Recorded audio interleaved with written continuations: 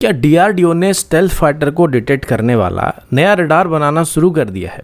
क्या टर्की का कान fighter jet एमका से कई साल आगे निकल चुका है? और क्या भारत अभी 6th जनरेशन फाइटर रेस में एक ऐसा कदम उठाने जा रहा है जिससे पाकिस्तान की टेंशन और बढ़ने वाली है?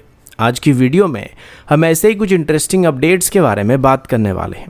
नमस्कार दोस्तों, मेरा नाम है अंशुमान नायक और आप सभी का बहुत बहुत स्वागत है इंडियन डिफेंस न्यूज की डिफेंस टॉक सीरीज में।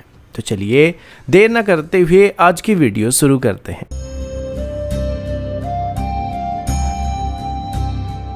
आज की पहली अपडेट डीआरडीओ के एडवांस रडार टेक्नोलॉजी की तरफ से है। Defence research and development organisation यानी डीआरडीओ इस समय 2 नए रडार रिलेटेड टेक्नोलॉजी पर काम कर रही है जो फ्यूचर में भारत की एयर सर्वेलेंस कैपेबिलिटी और एरोस्पेस फ्लाइट टेस्टिंग इंफ्रास्ट्रक्चर को काफ़ी मजबूत बना सकता है।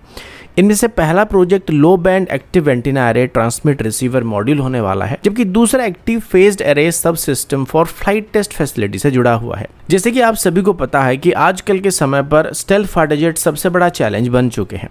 रिपोर्ट्स के मुताबिक डीआरडीओ का ये लो band active antenna array TR unit future में वीएचएफ बैंड एएसआर रडार के लिए डेवलप किया जा रहा है। वीएचएफ बैंड के रडार की सबसे बड़ी खास बात ये होती है कि इनकी लॉन्गर वेवलेंथ होने की वजह से ये स्टेल्थ एयरक्राफ्ट को डिटेक्ट कर सकते हैं और ये ट्रेडिशनल एक्स बैंड और क्यू बैंड रडार के मुकाबले बेहतर परफॉर्मेंस को डिलीवर कर सकते हैं। इसी वजह से दुनिया भर के कई देश हैं जो कि अपने इंटीग्रेटेड एयर डिफेंस नेटवर्क में अभी वीएचएफ रडार को इंक्लूड कर रहे हैं, लेकिन इनकी एक बहुत बड़ी लिमिटेशन भी और वो ये कि ये इतने एक्यूरेट नहीं होते हैं, जिस वजह से बिना एक्स बैंड और क्यू बैंड रडार के हम इसकी मदद से जो डाटा मिलता है उसको प्रोसेस करके मिसाइल फायर करने के लिए इसका इस्तेमाल नहीं कर सकते हैं। इसी वजह से अभी डीआरडीओ की तरफ से 2 एडिशनल टेक्नोलॉजी पर काम किया जा रहा है, जिससे आगे चल के हम वीएचएफ रडार को हमारे एक्स बैंड और क्यू बैंड रडार के साथ मिलाकर ऑपरेट कर पाएंगे। इस रडार का कोर हिस्सा एक एक्टिव ट्रांसमिट रिसीव मॉड्यूल होने वाला है, जिसमें हंड्रेड्स या थाउजेंड्स ऑफ टीआर मॉड्यूल मिलकर इलेक्ट्रॉनिकली रडार बीम को स्टीयर करने वाले हैं, जिससे रडार के अंदर मूविंग पार्ट की जरूरत नहीं पड़ने वाली है। इसे रडार की टारगेट ट्रैकिंग स्पीड बढ़ने वाला है, रिलायबिलिटी इंप्रूव होने वाला और इलेक्ट्रॉनिक जैमिंग के खिलाफ भी रडार की कैपेबिलिटी मजबूत होने वाला है। साथ ही इसमें ईएसएस क्वालिफिकेशन का मतलब है कि ये सिस्टम एक्सट्रीम टेम्परेचर, वाइब्रेशन और खराब बैटलफील्ड कंडीशन में भी रिलायबल तरीके से काम कर सकता है। दूसरी तरफ डीआरडीओ फ्लाइट टेस्ट सेफ्टी के लिए भी एक नए active phased array sub system को डेवलप कर रही है। इसका इस्तेमाल mainly future fighter aircraft, helicopter, UAVs और मिसाइल ट्रायल के दौरान रियल टाइम ट्रैकिंग और टेलीमेट्री डाटा प्रोवाइड करने के लिए किया जाने वाला है, जिससे हमारे फ्यूचर टेस्टिंग कैंपेन और भी एक्यूरेट और सेफ होने वाले हैं। अगला अपडेट टर्की के 5th जनरेशन कान फाइटर एयरक्राफ्ट प्रोग्राम की तरफ से है। रिपोर्ट्स के मुताबिक टर्किश एरोस्पेस इंडस्ट्रीज यानी टाई की तरफ से कान के प्रोटोटाइप P1 का नया वीडियो अभी रिलीज किया गया है, जिसमें एयरक्राफ्ट को successfully power taxi test complete करता हुआ देखा गया है। ये माइलस्टोन इस बात का संकेत देता है कि ये एयरक्राफ्ट अभी अपनी मेडन फ्लाइट के काफ़ी करीब पहुंच चुका है। रिपोर्ट्स के मुताबिक अभी कान का लो स्पीड टैक्सी ट्रायल कंप्लीट हो चुका है और अगले कुछ महीनों में इसका पहला टेस्ट फ्लाइट हमको देखने को मिल सकता है। जैसे कि आप सभी को शायद ये बात पता होगा, power taxi test aircraft development का एक बहुत इंपॉर्टेंट स्टेज होता है और इस फेज के अंदर इसकी engine, braking system, steering, flight control system और ग्राउंड हैंडलिंग जैसे सिस्टम को रियल कंडीशन में वेरीफाई किया जाता है। इस टेस्ट के सक्सेसफुल होने के बाद एयरक्राफ्ट को फ्लाइट टेस्ट के लिए प्रिपेयर किया जाता है। हालांकि कान के फर्स्ट फ्लाइट का टाइमलाइन पहले के मुकाबले कुछ डिले जरूर हुआ है, लेकिन ये प्रोग्राम लगातार प्रोग्रेस करता हुआ दिखाई दे रहा है।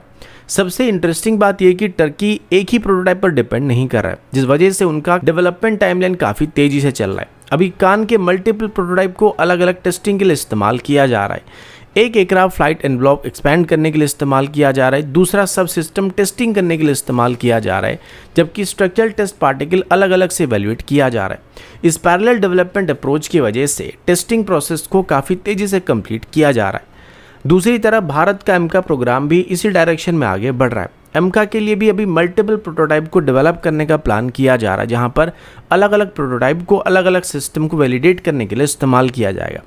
शुरुआती प्रोटोटाइप्स में जेन इलेक्ट्रिक की F4N4 इंजन का इस्तेमाल किया जाने वाला है, जबकि इंडिजिनस इंजन प्रोग्राम को अलग से कंटिन्यू किया जाएगा, जिससे एयरफ्रेम डेवलपमेंट और इंजन डेवलपमेंट दोनों को पैरेलल वे में किया जाने वाला है। कुल मिलाकर कान प्रोग्राम भारत के लिए एक इंपॉर्टेंट लर्निंग एग्जाम्पल जरूर बन सकता है, क्योंकि multi prototype strategy, imported engine के साथ ईयरली फ्लाइट टेस्टिंग और फर्स्ट इंडस्ट्रियल एग्जीक्यूशन जैसे मॉडल से एमका प्रोग्राम को भी काफ़ी फायदा देखने को मिल सकता है। अगर भारत अभी अपनी करंट टाइमलाइन को सक्सेसफुली मेंटेन कर पाता है तो अगले कुछ सालों में एमका भी अपने सबसे बड़े डेवलपमेंट माइलस्टोन की तरफ बढ़ता हुआ नजर आ सकता है। लेकिन फिर भी अगर हम टर्की की कान प्रोग्राम के साथ एमका को कंपेयर करें तो टर्की हमारे मुकाबले कई गुना ज़्यादा तेजी के साथ कान को डेवलप कर रहा है, जबकि इसमें हम टर्की के मुकाबले काफ़ी पीछे पड़ चुके हैं।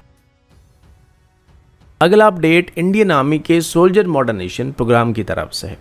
रिपोर्ट्स के मुताबिक कानपुर की डिफेंस कंपनी एमक्यू की तरफ से बहुत ही जल्द अभी इंडियन आर्मी को अपना indigenous Nitro NW3000 night vision weapon site को डिलीवर करना स्टार्ट किया जाने वाला है, जिससे इंडियन आर्मी की नाइट फाइटिंग कैपेबिलिटी में काफ़ी बड़ा इंप्रूवमेंट देखने को मिलने वाला है। रिपोर्ट्स के मुताबिक अक्टूबर 2025 में इंडियन आर्मी ने एमक्यू के साथ लगभग 660 करोड़ का एक कॉन्ट्रैक्ट साइन किया गया था, जिसके तहत कुल 29,762 NW3000 night vision weapon site supply किए जाने वाले हैं। इनमें से पहला बैच यानी लगभग 4000 सिस्टम को 2026 के अंत तक इंडियन आर्मी को डिलीवर करने की प्लानिंग किया जा रहा है। जैसे कि आप सभी को ये बात अभी पता होगा कि किसी भी मॉडर्न बैटलफील्ड में नाइट ऑपरेशन की इंपॉर्टेंस लगातार बढ़ता जा रहा है। इसी को ध्यान में रखते हुए NW3000 को लगभग एक साल तक हाई अल्टीट्यूड, एक्सट्रीम हीट और सब जीरो टेम्परेचर जैसे चैलेंजिंग एनवायरनमेंट में टेस्ट किया जा चुका है। इन सभी ट्रायल को सक्सेसफुली कंप्लीट करने के बाद ही इन सिस्टम को इंडियन आर्मी के लिए सिलेक्ट किया गया है।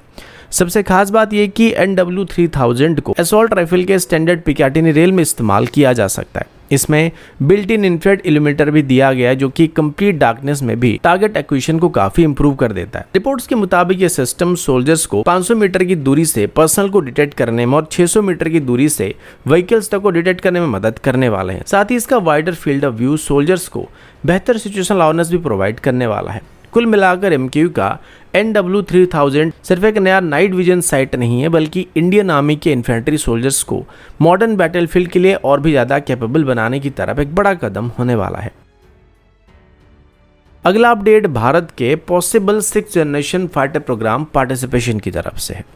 रिपोर्ट्स के मुताबिक भारत अभी फ्यूचर में यूरोप की GCAP जैसे 6th जनरेशन फाइटर प्रोग्राम में पार्टनर बनने की संभावना को एक्सप्लोर कर रहा है। हालांकि अभी तक कोई ऑफिशियल एग्रीमेंट अनाउंस नहीं हुआ है, लेकिन अगर फ्यूचर में भारत इसमें शामिल होता है तो इसका असर सिर्फ इंडियन एयरफोर्स ही नहीं बल्कि पूरे साउथ एशियन स्ट्रेटेजिक बैलेंस पर देखने को मिल सकता है। अब 6th जनरेशन फाइटर प्रोग्राम सिर्फ नए एयरक्राफ्ट बनाने तक सीमित नहीं होता है। इनमें artificial intelligence, manned unmanned teeming system, adaptive cycle engine, sensor fusion और कोलैबोरेटिव कॉम्बैट एयरक्राफ्ट जैसे नेक्स्ट जनरेशन टेक्नोलॉजी को डेवलप किया जाने वाला है। अगर भारत को इन टेक्नोलॉजी का एक्सेस मिलता है तो इसका फायदा भारत को फ्यूचर में एमका की अलग अलग वेरिएंट्स को बनाने में और भारत की खुद की एरोस्पेस इंडस्ट्रीज को मजबूत करने में मिलने वाली है। सबसे इंटरेस्टिंग बात यह कि अभी तक पाकिस्तान की तरफ से इस इशू के ऊपर कोई ऑफिशियल रिस्पॉन्स नहीं दिया गया, लेकिन डिफेंस एक्सपर्ट्स का मानना है कि अगर फ्यूचर में भारत किसी European origin 6th generation fighter programme का हिस्सा बनता है तो पाकिस्तान खुद अपना independent 6th generation fighter develop करने के वजह